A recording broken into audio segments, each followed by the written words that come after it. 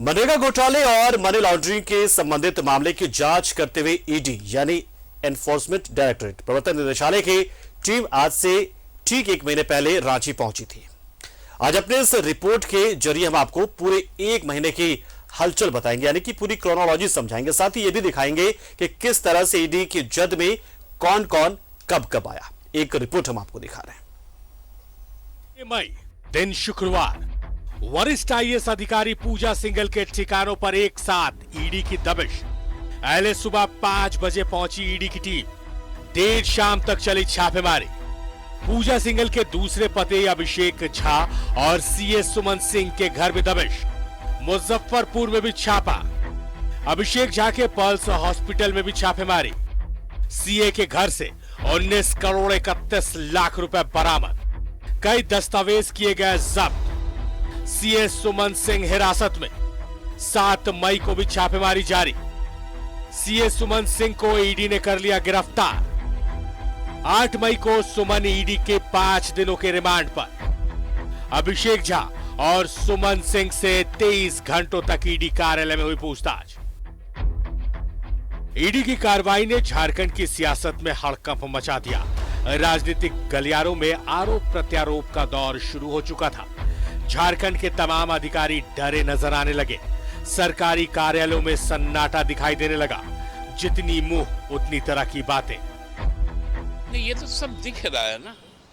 मनरेगा में कहीं से भी डीएमओ और डीटीओ तो नहीं आता, वहाँ तो वीडियो आता है, तो कोई वीडियो तो अभी तक आया नहीं।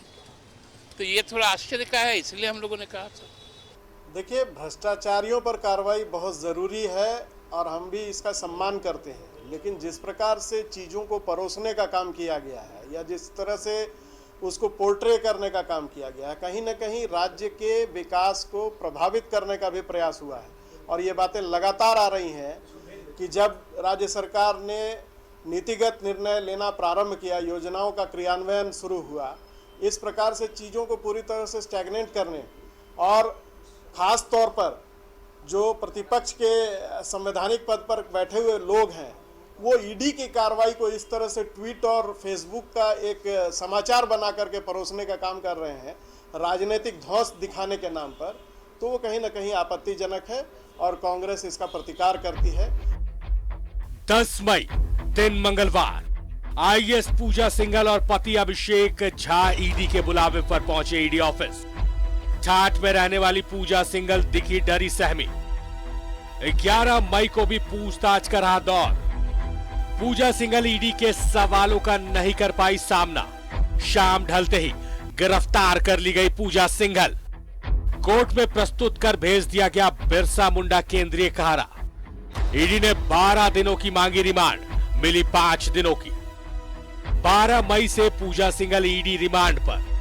भ्रष्टाचार के आरोपों में घिरी पूजा सिंघल को सरकार ने किया निलंबित। 16 मई को ईडी ने फिर पूजा को लिया 4 दिनों की रिमांड पर। पूजा सिंघल के आईएएस वाली ठसक ईडी ऑफिसर्स के सामने कम हो रही थी, लेकिन वो सवालों का जवाब ठीक से नहीं दे रही थी। ईडी के सवाल थे, सीए सुमन के घर मिले पैसे किसके? पल्स हॉस्पिटल के निर्माण में कहां से आए पैसे? मनरेगा घोटाले पर आप क्या कहेंगी?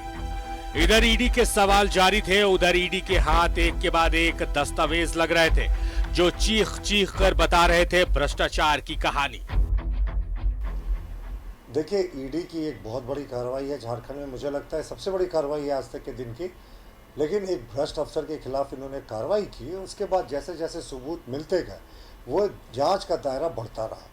लेकिन हमें ये नहीं समझ में आया कि ईडी की कार्रवाई में माननीय मुख्यमंत्री जी को क्यों आपत्ति थी। वो 2-3 बार टिप्पणियाँ कर चुके हैं अलग अलग समय पर। तो ईडी की कार्रवाई मनरेगा घोटाले से शुरू हुई, लेकिन जैसी परत दर परत खुलती जा रही है और अब shell company, illegal mining, DTO, पता नहीं इसकी जांच की आंच कहां कहां तक पहुंचेगी और ये जांच की आग किन किन को भस्म करेगी, ये तो आने वाला समय ही बताएगा। ईडी की जांच की आज पहुंची अवैध खनन तक। 16 मई को 4 जिलों के डीएमओ को किया गया तलब।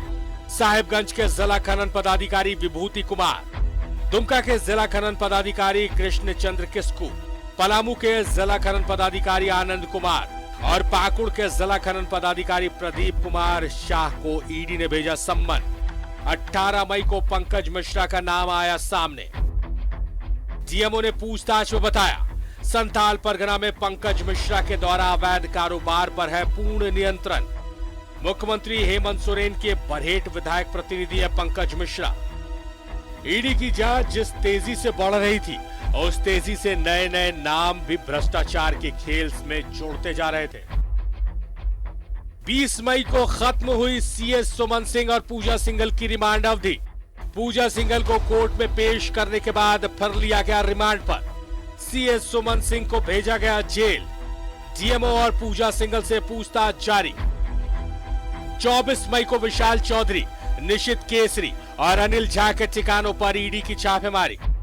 25 मई को पूजा सिंघल की रिमांड अवधि हुई समाप्त। 8 जून तक के लिए भेजी गई jail.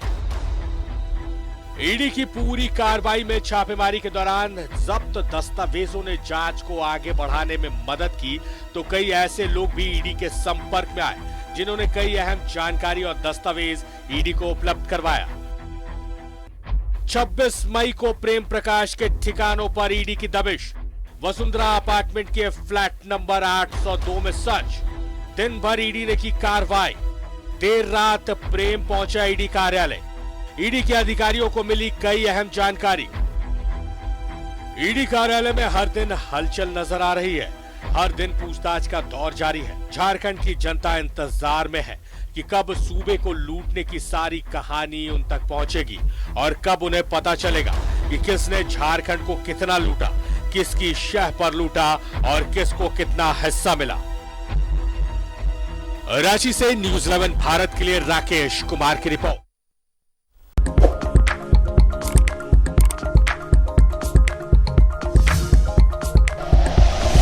Like and share videos, subscribe करें हमारा चैनल और प्रेस करें बेल आइकॉन। न्यूज़ 11 भारत, सच है तो दिखेगा।